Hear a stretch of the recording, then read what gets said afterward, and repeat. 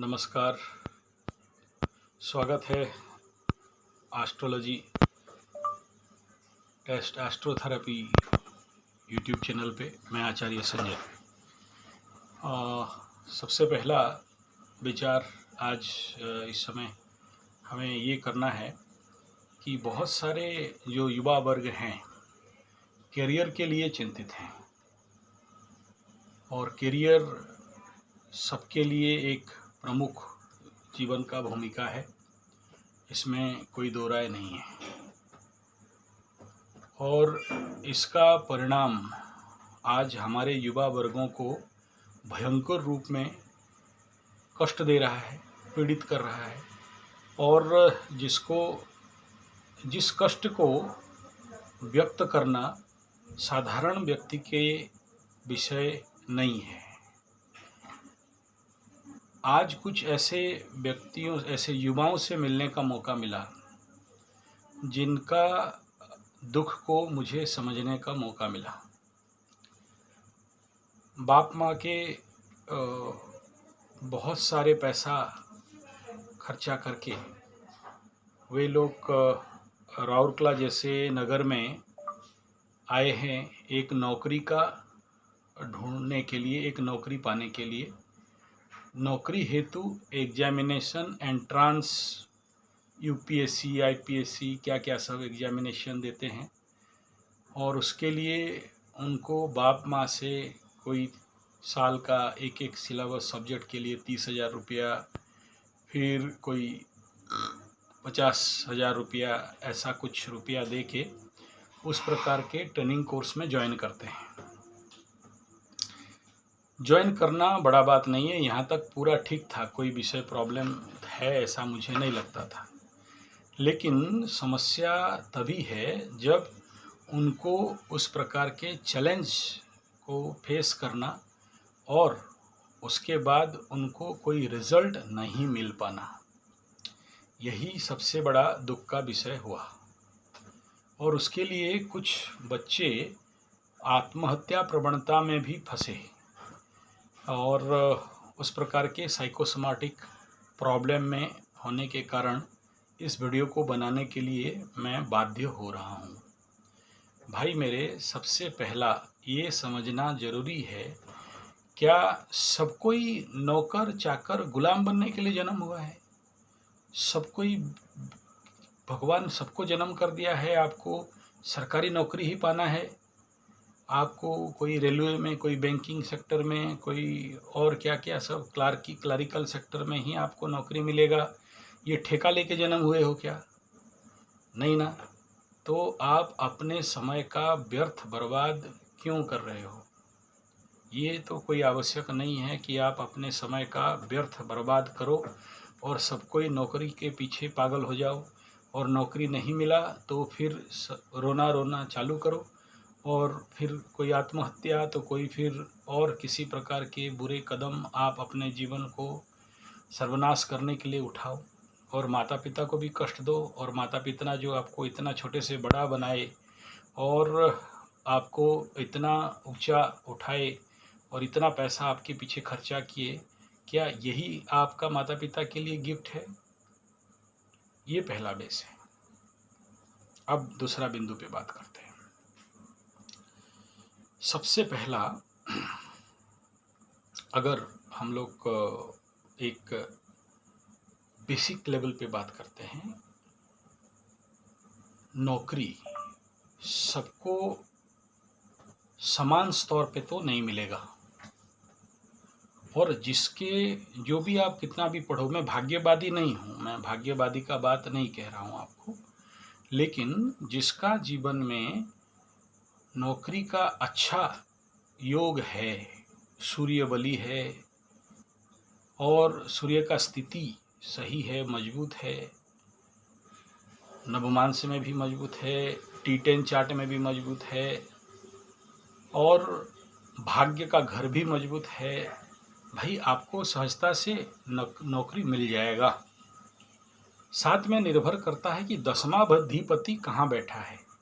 10th Lord अगर अच्छे घर में बैठा है, त्रिकोण में बैठा है, केंद्र में बैठा है, शुभ ग्रहों का दृष्टि है, दसम स्थान पे शुभ ग्रहों का दृष्टि है।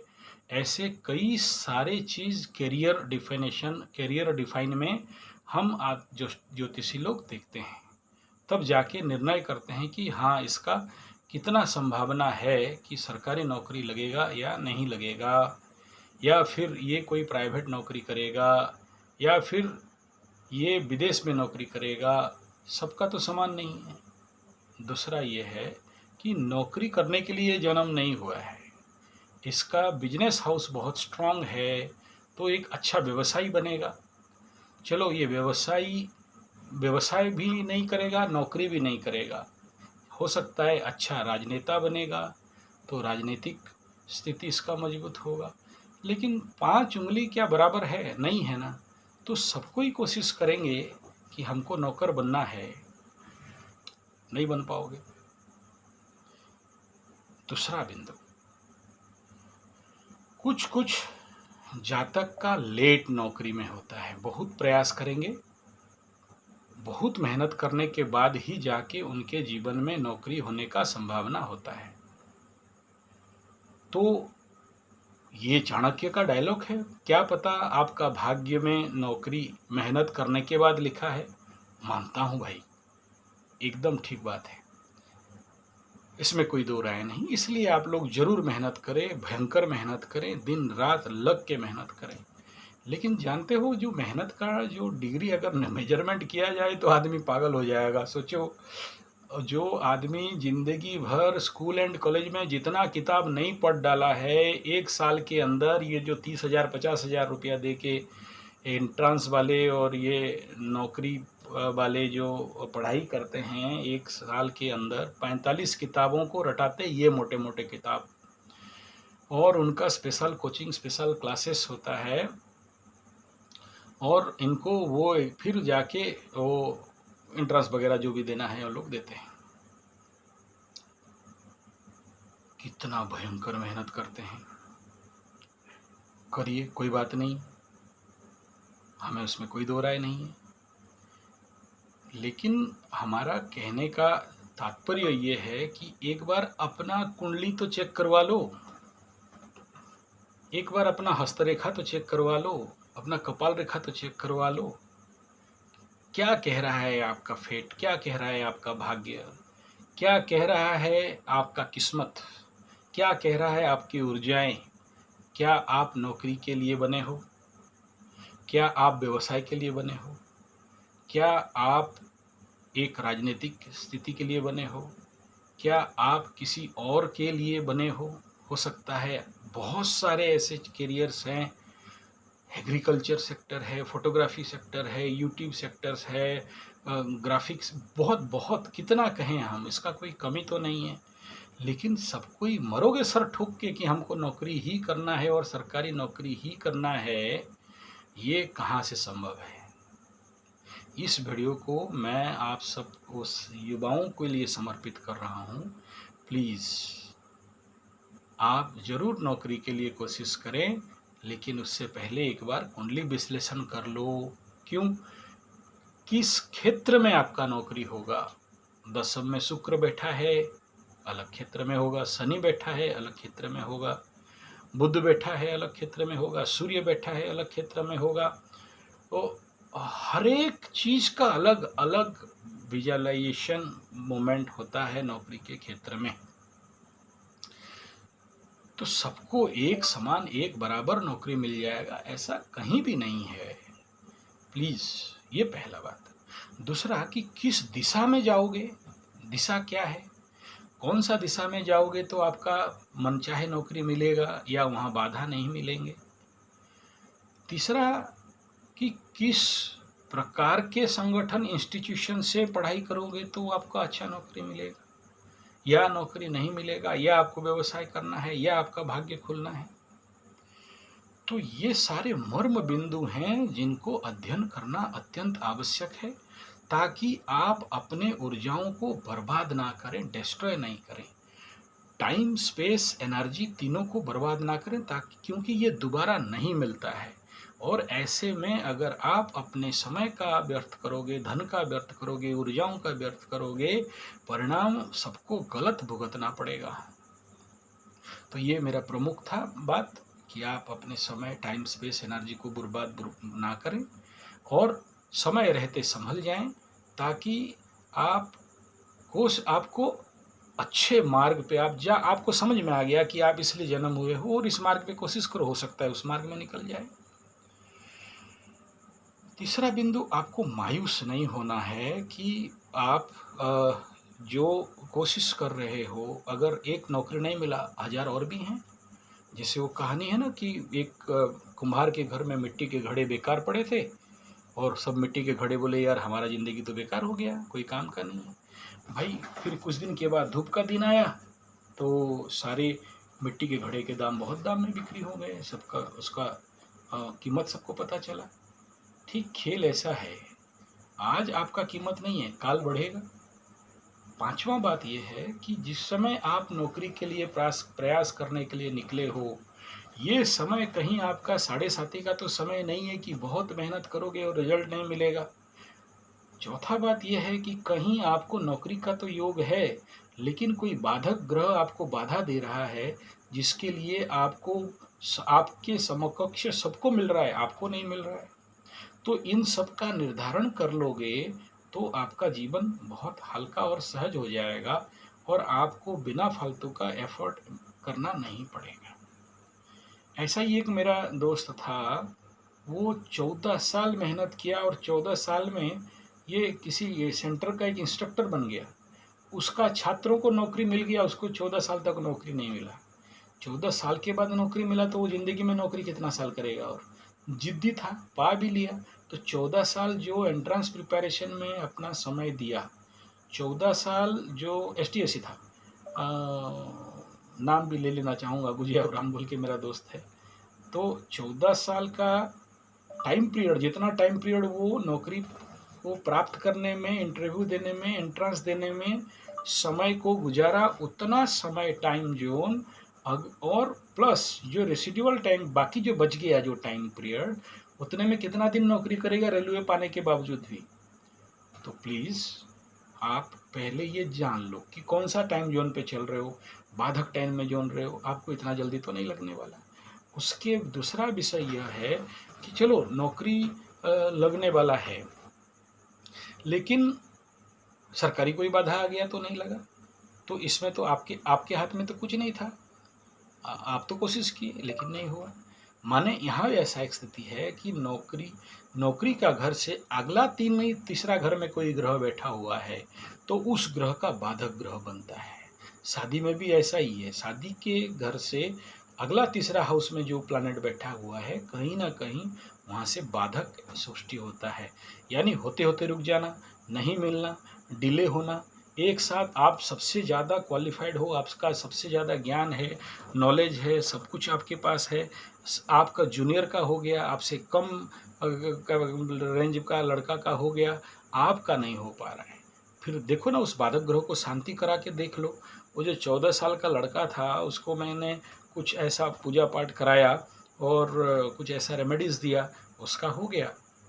ऐसे मेरे जीवन में बहुत सारे लड़के आए हैं, क्योंकि मेरे पास ऐसे हॉस्टल है राउरकेला में, जहाँ बाहर के लड़के लोग आके यहाँ मेरे पास मेरे हॉस्टल में रह के पढ़ाई करते हैं और नौकरी पाते हैं। तो इसलिए मेरे पास इनका बहुत एक्सपीरियंस है ऐसे जिन बच्चों का, और मेरे पास मैं ऐसे शेड्यूल लिस्ट दे सकता हूँ जो बच्चे, मेरे कृपा से नहीं कह रहा हूँ, एस्ट्रोलॉजी के कृपा से, हस्तरेखा के कृपा से, कपाल रेखा के कृपा से, और कुछ ऐसे पूजा पाठ उनका कराया गया, बाधक ग्रहों का ग्रह शांति कराया गया, कुछ रुद्राभिषेक कराया गया, कुछ चंडी पाठ कराया गया, जिसका परिणाम उनका नौकरी बहुत सारे बाधा विघ्न के बावजूद भी अच्छा जगह में हो गया। आज तो मैं गर्व के साथ कहूँगा कि मेरा स्टूडेंट कोई क्राइम ब्रांच में है, तो कोई सुपरिटेंडेंट है, तो कोई बैंक मैनेजर हायर रैंक का है, कोई दिल्ली में काम कर रहा है, सेंट्रल लेवल पे काम कर रहा है।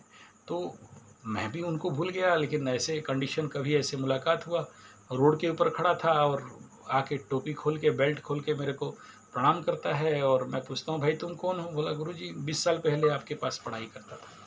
तो आप समझ सकते हो कि ये एस्ट्रोलॉजी का कैपेसिटी क्या है, और आप अपने समय, पैसा ऊर्जाओं का बर्बाद ना करें और अपना कुंडली विश्लेषण करा लें। एक बार क्या नुकसान होता है, 500-1000 रुपये का खेल है, उससे ज़्यादा तो कोई खेल नहीं है। और ऐसे मैं ही करता हूँ ऐसा नहीं, बहुत सारे एस्ट्रोलॉजर करते हैं, किसी के पास भी करा लीजिए। ऐसा थोड़ी ज़रूरी है कि आप मेरे ही पास आके सर ठोको, एकदम नहीं। लेकिन मेरा ये वीडियो का पीछे मकसद है, आप मेरे को कुंडली विश्लेषण करा लो और पैसा वैसा दे दो और मैं आपको बता दूँ, ऐसा नहीं है। भरे पड़े हैं बहुत सारे, सब एस्ट्रोलॉजर जानते हैं। जो थोड़ा बहुत भी जानता है वो D10 चार्ट और दसमाधिपति और दसम में बैठा हुआ प्लैनेट्स इतना ही निर्धारण कर दे तो भी वो काफ़ी है। तो आप लोग अगर कोई नहीं करता, आप थोड़ा सा भी हमसे हमारे पास एस्ट्रोलॉजी सीख लोगे, मेरा पूरा वीडियो एनालिसिस स्टडी कर लोगे तो भी सीख लोगे। और इसके ऊपर ज़्यादा वीडियो चाहिए तो आप बोलेंगे तो मैं बना के दूंगा अभी, कि चलो एकदम टू दी पॉइंट आपको पता चल जाए। कोई इसमें बहुत बड़ा विज्ञान नहीं छुपा हुआ है, आप अपने एनर्जी को समझो, आप अपने को समझो, इतना ही खेल है। और दूसरा, वीडियो अच्छा लगे तो लाइक शेयर कमेंट सब्सक्राइब जरूर कर दीजिए। और कुंडली विश्लेषण हेतु संपर्क कर सकते हैं 9437580589 या फिर 9938727418।